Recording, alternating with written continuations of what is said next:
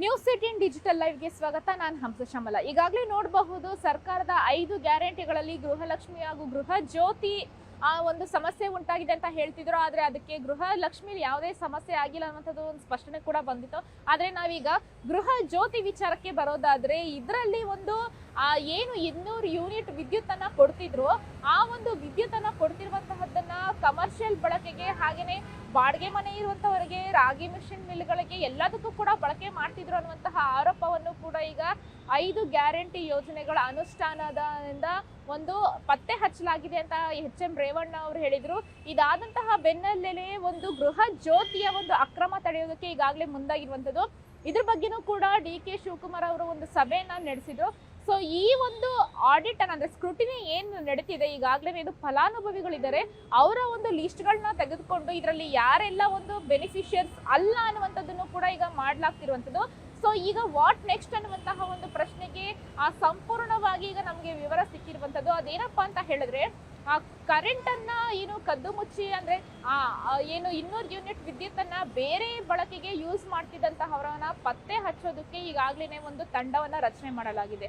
ಡಿ.ಕೆ. ಶಿವಕುಮಾರ್ ಅವರು ಇದನ್ನ ಪತ್ತೆ ಹಚ್ಚಬೇಕು ಅನ್ನುವಂತಹ ಹೇಳಿರೋ ಆದೇಶವನ್ನ ಕೊಟ್ಟಿದ್ದಂತಹ ಹಿನ್ನೆಲೆಯಲ್ಲಿ ಈ ಒಂದು ಯೋಜನೆ ಅನುಷ್ಠಾನದ ಒಂದು ಅಧ್ಯಕ್ಷರಾದಂತಹ ಎಚ್.ಎಂ. ರೇವಣ್ಣ ಅವರು ಒಂದು ಅಧಿಕಾರಿಗಳೊಂದಿಗೆ ಸಭೆಯನ್ನ ನಡೆಸಿ ಸಭೆಯಲ್ಲಿ ಒಂದು ಪ್ರಮುಖವಾದಂತಹ ನಿರ್ಣಯಕ್ಕೆ ಬಂದಿದ್ದಾರೆ. ಅದೇನಂತ ಹೇಳಿದ್ರೆ, ಪ್ರತಿಯೊಂದು ಮನೆಗೂ ಒಂದು ತಂಡ ವಿಸಿಟ್ ಮಾಡಬೇಕು. ಅಂದ್ರೆ ಇಡೀ ರಾಜ್ಯದಲ್ಲಿರುವಂತಹ ಯಾರೆಲ್ಲ ವಿದ್ಯುತ್ ಅನ್ನ ದುರುಪಯೋಗ ಪಡ್ಕೊಳ್ತಿದ್ದಾರೆ ಈ ಒಂದು ಯೋಜನೆಯನ್ನ, ಅವರನ್ನ ಪತ್ತೆ ಹಚ್ಚುವಂತಹ ನಿಟ್ಟಿನಲ್ಲಿ ಇದಕ್ಕಾಗಿಯೇ 4500 ಜನ ಸಿಬ್ಬಂದಿಯನ್ನ ಇದಕ್ಕಾಗಿ ನೇಮಕ ಮಾಡಿದ್ದಾರೆ.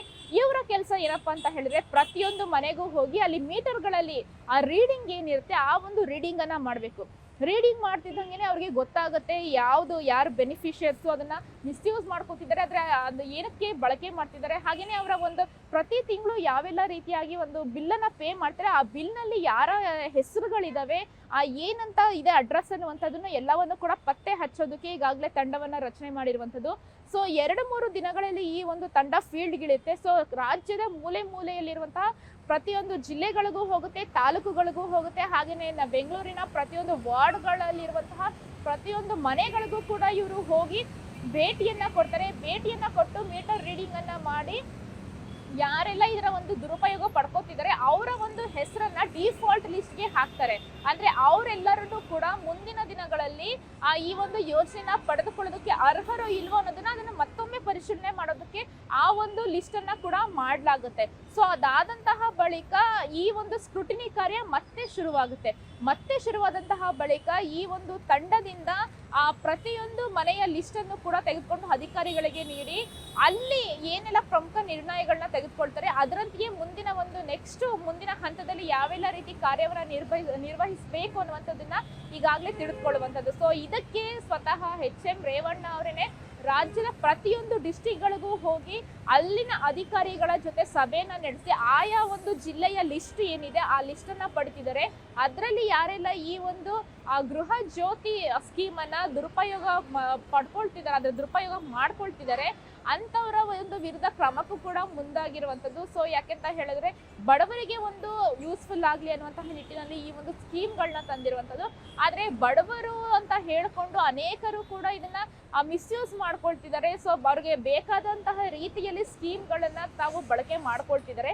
ಸೊ ಇದು ಸರಿಯಲ್ಲ. ಈ ಹಿಂದೆನೂ ಕೂಡ ಇದು ಒಂದು ಗೃಹ ಜ್ಯೋತಿ ಆರಂಭದ ದಿನಗಳಲ್ಲೇ ಹೇಳಲಾಗಿತ್ತು, ಇದು ಕೇವಲ ಮನೆಗೆ ವಿದ್ಯುತ್ ಅನ್ನ ನೀಡೋದಕ್ಕೆ ಅಷ್ಟೇ ನಾವು ಕೊಡ್ತಿರುವಂಥದ್ದು, ಬೇರೆ ಕಮರ್ಷಿಯಲ್ ಬಳಕೆಗೆ ಯಾವುದಕ್ಕೂ ಕೂಡ ಯೂಸ್ ಮಾಡೋ ಹಾಗಿಲ್ಲ ಅಂತ.